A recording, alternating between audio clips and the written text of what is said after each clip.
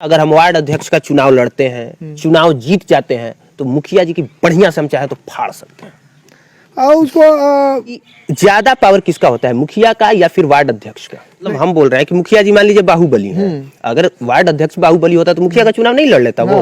लड़ लेता। हम अपने मन से गिट्टी बालू डलवाएंगे, हम आपसे थोड़े पूछने जाएंगे कि कौन सा ठेकेदार रहेगा, कौन सा नहीं रहेगा। देखिए ये इसमें तो मुखिया जी का कोई रोल नहीं है इसमें। तो अधिकतर पंचायत में यही होता है कि मुखिया जी लोग आराम से जो है कुछ पैसा एलोकेट कर देते हैं इन लोगों को और बदले में साइन करा के अपने ढंग से काम कराते हैं, और कमाई मुखिया जी लोग ज्यादा करते हैं जबकि कमाई वार्ड अध्यक्ष ज्यादा कर सकता है। कभी ग्राम सभा हुआ हो, ये तो हम देखे ही नहीं है, कभी ग्राम सभा में हम गए नहीं, हमको पता नहीं है ग्राम सभा होता कब है। मुखिया जी कभी मतलब नहीं नोटिफिकेशन दिए कि ग्राम सभा होने वाला है, 5 दिन पहले आप भी आ जाइएगा। तो पंचायत के चुनाव में बेहद जरूरी होता है कि एक बेहतर मुखिया चुने, उससे ज्यादा जरूरी है कि आप एक बेहतर वार्ड अध्यक्ष चुने। ऐसा इसलिए क्योंकि जितना फंड आता है, ज्यादातर फंड और ज्यादातर चीजों पे अधिकार वार्ड अध्यक्ष का होता है। मुखिया का काम सिर्फ इतना होता है कि वो चीजों को मॉनिटर करे। लेकिन अफसोस की बात यह है कि जितना वार्ड अध्यक्ष लोग चुन के पंचायत भवन में जाते हैं, ज्यादातर लोग निकम्मे होते हैं। ऐसे निकम्मे होते हैं कि उनको जानकारी तक नहीं होती है कि कौन सा फंड पर उनका अधिकार है और किस चीज पर उनका हस्ताक्षर चाहिए। इसीलिए जो मुखिया बाहुबली होता है आराम से साइन करा लेता है और बदले में कुछ कमीशन दे देता है। हर पंचायत का यही हाल है। और वार्ड सचिव का या फिर वार्ड अध्यक्ष का कितना अधिकार होता है, यही जानने के लिए फिलहाल हमारे साथ एक वार्ड सचिव हैं। इनका नाम पहले बता दीजिए अपना। मेरा नाम है अंगद राय उर्फ टिंकू राय। अंगद राय इनका नाम है, अहिरौली पंचायत और ग्राम अर्जुनपुर। अब आगे की कहानी हम इनसे ये जानने की कोशिश करते हैं। पहले आप ये बताइए कि ज्यादा पावर किसका होता है, मुखिया का या फिर वार्ड अध्यक्ष का? नहीं देखिए, जो पंचायत का एक तरह से हेड बोल सकते हैं, वो तो मुखिया होता है। मुखिया होते हैं। लेकिन पावर, मेरे कहने का ये मतलब है कि ज्यादातर काम करने का पावर। देखिए काम करने का पावर, जैसे वार्ड सदस्य जो वार्ड अध्यक्ष है उसका पावर ये है कि आप अपने जो वार्ड क्षेत्र है उसी में कार्य कर सकते हैं और उनको फंड देना मुखिया वो मुखिया का काम है। तो एक तरह से आप बोल सकते हैं कि वार्ड के क्षेत्र में वार्ड का पावर ज्यादा है और पंचायत स्तर पे मुखिया जी तो हेड है। हाँ, तो आपके हिसाब से, जहां तक से मेरी समझ में आया, अगर हम वार्ड अध्यक्ष का चुनाव लड़ते हैं, चुनाव जीत जाते हैं, तो मुखिया जी की बढ़िया से हम चाहे तो फाड़ सकते हैं। और उसको फाड़ना क्या है, जैसे बात यह है कि एक मुखिया जी से अपने अधिकार के लिए बात कर सकते हैं, लड़ सकते हैं। और हमको जहाँ तक फाड़ने का ये मतलब है कि मान लीजिए पैसा आया कि इस काम को कराना है और मुखिया जी हमारे दे भी दिए हमारे एरिया में कि हाँ ठीक है, आप ये गली का निर्माण करवाइए या नली का करवाइए, तो हम अपने अधिकार से कराएंगे, हम अपने मन से न कराएंगे सर। हम अपने मन से गिट्टी बालू डलवाएंगे, हम आपसे थोड़े पूछने जाएंगे कि कौन सा ठेकेदार रहेगा, कौन सा नहीं रहेगा। देखिए ये इसमें तो मुखिया जी का कोई रोल नहीं है। इसमें एक सिंपल गाइडलाइन है कि आप जो है पहले आप इंजीनियर से मुलाकात कर, पहले अपने आम सभा में उस योजना को पास करिए। वार्ड का जो आम सभा होता है, आप अपने वार्ड में आम सभा करिए, जितनी योजनाएं करानी है उस सभा में सबको बताया जाए कि यहाँ से यहाँ तक सड़क निर्माण कराना है। उसके बाद आप अपने जो आपके पंचायत के जो इंजीनियर हैं आप उनसे मुलाकात करिए। आप वो साइट पे आएंगे, वो देखेंगे कि उस सड़क का निर्माण के लिए कितना फंड अलॉट करना पड़ेगा, तो वो फंड अलॉट करेंगे। उसके बाद आप वो जो डॉक्यूमेंट है, जो एस्टिमेट बोलते हैं, वो एस्टिमेट लेकर आप मुखिया जी के पास जाइएगा। मुखिया जी जो है वो पंचायत सचिव को आदेश देंगे, जो उनका सचिव होता है, पंचायत सचिव, ग्राम सेवक जिसको लोग बोलते हैं, कि इस योजना के लिए राशि को आवंटित किया जाए। तो जो पंचायत सचिव है वो अपने यहाँ योजना खोलेंगे, उस योजना के एवज में आपको 5,000 रुपये का चेक काट के देंगे कि पहले आप इस योजना को स्टार्ट करिए। जैसे वहाँ पे बोर्ड को लगाना, पहले योजना का प्राक्कलन क्या है, कहाँ से कहाँ तक कराना है, उस योजना का बोर्ड लगाइए और कार्य शुरू करवाइए। तो अब इसमें तो मुखिया जी जबरदस्ती नहीं कर सकते हैं कि आप हाँ, एक बात है कि अगर आप काम खराब कराते हैं तो मुखिया जो रोक सकता है, हाँ वो मना कर सकता है क्योंकि आप ये चीजें गलत कर रहे हैं, इस पे रोक सकते हैं। तो जितना, जैसे आप बता रहे थे कि 7 निश्चय योजना के अंतर्गत जितनी चीजें आती हैं उस पर अधिकार होता है वार्ड अध्यक्ष का। और अधिकार इसलिए होता है क्योंकि जब तक से वो साइन नहीं करेगा तब तक से काम नहीं करा सकते हैं आप। तो अधिकतर पंचायत में यही होता है कि मुखिया जी लोग आराम से जो है कुछ पैसा एलोकेट कर देते हैं इन लोगों को और बदले में साइन करा के अपने ढंग से काम कराते हैं, और कमाई मुखिया जी लोग ज्यादा करते हैं जबकि कमाई वार्ड अध्यक्ष ज्यादा कर सकता है। यही बात है ना। देखिए कुल मिला के पहले तो बात यह है कि ये जो कार्य है ये कमाई करने के लिए है ही नहीं।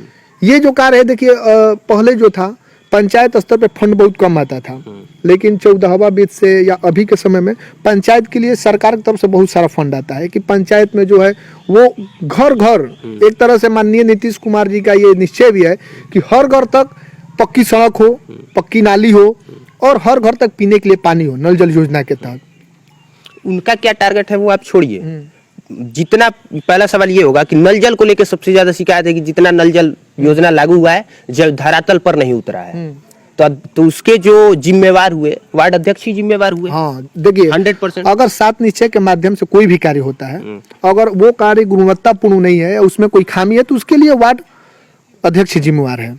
इसीलिए हमने शुरू में कहा कि एक बेहतर पंचायत के मुखिया का आप चुनाव करें, उससे ज्यादा जरूरी है कि वार्ड अध्यक्ष आप बेहतर चुने, क्योंकि जब तक से आप बेहतर वार्ड अध्यक्ष नहीं चुनेंगे तब तक से आप सोचिए नहीं कि आपके अपने क्षेत्र का भी ढंग से कुछ विकास हो सकता है। 7 निश्चय योजना वाली जितनी चीजें होती हैं उस पर अधिकार वार्ड अध्यक्ष का होता है।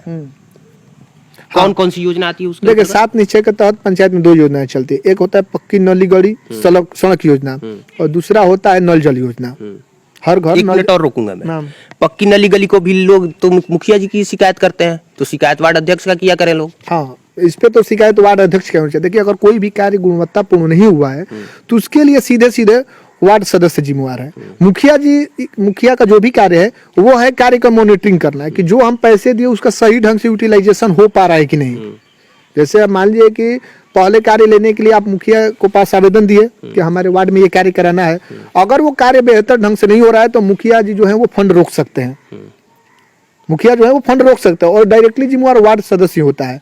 मान लीजिए कि कार्य आपको करने के लिए अगर पैसे दिए गए, कार्य अगर खराब होता है तो उसमें मुखिया को जिम्मेवार कैसे माना जा सकता है? उसके लिए तो वार्ड ही जिम्मेवार है।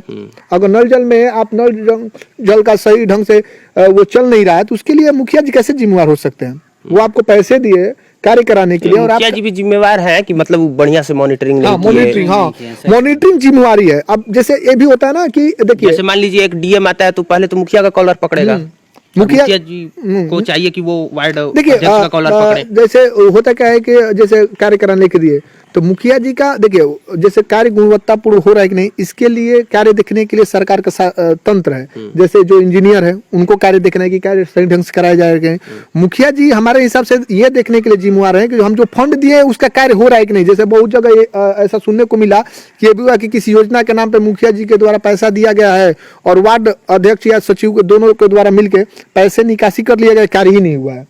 तो उस सिचुएशन में जो है वो जो पंचायत के जो मुखिया हैं वो उस पर कार्रवाई कर सकते हैं। वो पैसे रिकवर कराने के लिए या अपना ऊपर जो कार्य है उसको लिखित में दे सकते हैं कि इस वार्ड के द्वारा पैसे लेके कार्य नहीं किया गया है, उस स्तर में पैसे रिकवर किए जाएं। अच्छा, अगर मुखिया जी दबाव बना रहे हो, जैसे नल जल के लिए आया कि वार्ड अध्यक्ष अपने क्षेत्र में कराए और मुखिया जी दबाव बना पा रहे हो या फिर कमीशन मांग रहे हो और वार्ड अध्यक्ष न देना चाहता हो, शिकायत कहाँ करेगा? वो बीडीओ के यहाँ कर सकता है शिकायत, और वो भी न सुने तब फिर डीसी के यहाँ कर सकते हैं। डीएम? हाँ डीएम के यहाँ। वो भी नहीं सुनेगा तो मुख्यमंत्री के पास? हाँ मुख्यमंत्री के पास। तो यही है कि इतना ज्यादा फाइट एक वार्ड अध्यक्ष क्या करेगा? इतना लंबा फाइट तो वो कर नहीं पाएगा। सीधी सी बात है कि अब मांग रहे हैं मुखिया जी और ऊपर से मुखिया जी बाहुबली होंगे तो पैसा दे ही देगा, हकीकत है ना। देखिए ये तो वार्ड के ऊपर निर्भर करता है कि कोऑर्डिनेशन कैसा है, क्योंकि नहीं आप मतलब हम बोल रहे हैं कि मुखिया जी मान लीजिए बाहुबली है, अगर वार्ड अध्यक्ष बाहुबली होता तो मुखिया का चुनाव नहीं लड़ लेता। वो लड़ लेता तो थोड़ा सा कमजोर है तो वार्ड अध्यक्ष का चुनाव लड़ा, वार्ड अध्यक्ष का चुनाव लड़ा और मुखिया जी उस पर दबाव बनाया तो निकाल के दे ही देगा पैसा। देखिए ये तो सही बात है कि ये तो उस पे ऊपर देखिए, जब आप अगर जिम्मेवारी मेरा मानना ये है कि जब आप जिम्मेवारी अगर सही ढंग से निभा नहीं सकते हैं तो फिर आप उस पद पे जाइए नहीं, क्योंकि ये जो पद है ये किसी प्रतिष्ठा के लिए नहीं है, एक जिम्मेवारी है कि आप मुखिया बने चाहे वार्ड बने चाहे कोई भी आप एक जो प्रतिनिधि के पद पे है तो वो आपकी जिम्मेवारी है कि उसके लिए आपको सही ढंग से उस जिम्मेवारी को निभाना है, नहीं तो आने वाले समय में इतिहास भी आपको याद उसी ढंग से रहेगा। मेन बात है कि एजुकेशन की कमी है। आप पद पे आ गए, आपको अपना अधिकार नहीं पता है, आपको ये नहीं पता है कि हम क्या कर सकते हैं, तो चुपचाप जैसे हो रहा है वैसे होने देंगे आप। हाँ देखिए एक चीज होता है ना कि अभी तक से पंचायत स्तर पे जो भी चुनाव होता था तो लोग उसको एक प्रतिष्ठा के तौर पे चुनाव लड़ते हैं। वार्ड अध्यक्ष के अलावा एक वार्ड सचिव होता है जो आप हैं, इसका चुनाव कैसे होता है? देखिए वार्ड सचिव का जो चुनाव होता है कि पहले जैसे वार्ड अध्यक्ष का जो रिजल्ट आता है, जो चुन के आते हैं प्रतिनिधि, उसके बाद है कि वो एक आम सभा करेंगे अपने वार्ड के लोगों के साथ। वार्ड की सारी जनता रहेगी, उसमें जो होता है वो सचिव का नाम नॉमिनेट किया जाएगा। 4 लोगों ने अपना नाम दे दिया कि हम भी जो है वार्ड सचिव होना चाहते हैं। एक मत होता है कि किसी एक व्यक्ति को मान लिया जाए, सहमत हुआ वही बना दिया गया, जिस पे लोग सहमत हुए तो उसको वार्ड सचिव बनाया जाता है। वार्ड सचिव बनाने के लिए फिर लिखित में वार्ड आम सभा का जो रजिस्टर होता है, तो ये तो लीगल तरीका है। हाँ। इलीगल तरीका में कैसे बन जाते हैं वार्ड सचिव अचानक से? कहे से कि हमको नहीं लगा, हमको अपने पंचायत में या किसी दूसरे पंचायत में बढ़िया से ऐसे ग्राम सभा कभी हुआ हो, कभी ग्राम सभा हुआ हो, ये तो हम देखे ही नहीं है। कभी ग्राम सभा में हम गए नहीं, हमको पता नहीं है ग्राम सभा होता कब है।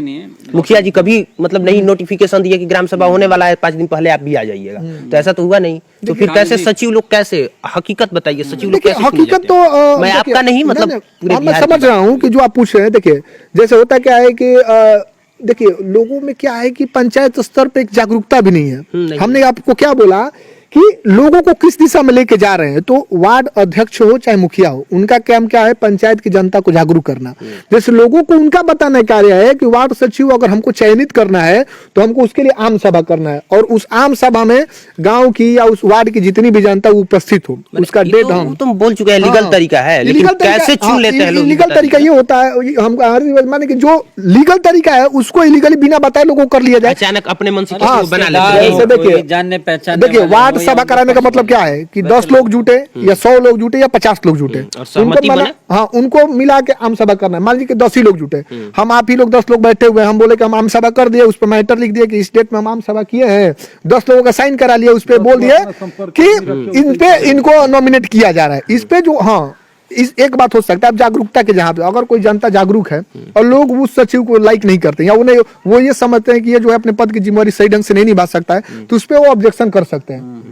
उस पे वो मुखिया जी के पास या बीडीओ के पास वो ऑब्जेक्शन कर सकते हैं कि ये जो सचिव का जो चयन हुआ है वो गलत तरीके से किया गया है, बदला भी जा और उसको बदला भी जा सकता है। फिर से वो आम सभा होगा, आम सभा में मान लीजिए कि हो गया कि इनको हटाना है, तो अविश्वास प्रस्ताव देके उस सचिव को हटाया भी जा सकता है। सचिव का सेम काम होता है कलर का, बहुमत के साथ। इसीलिए गवर्नमेंट की तरफ से गाइडलाइन है कि सचिव मिनिमम इंटर पास व्यक्ति होना चाहिए, जो पंचायत के जो भी मतलब कागजी काम है उसको वो अच्छे तरीके से निभा सके।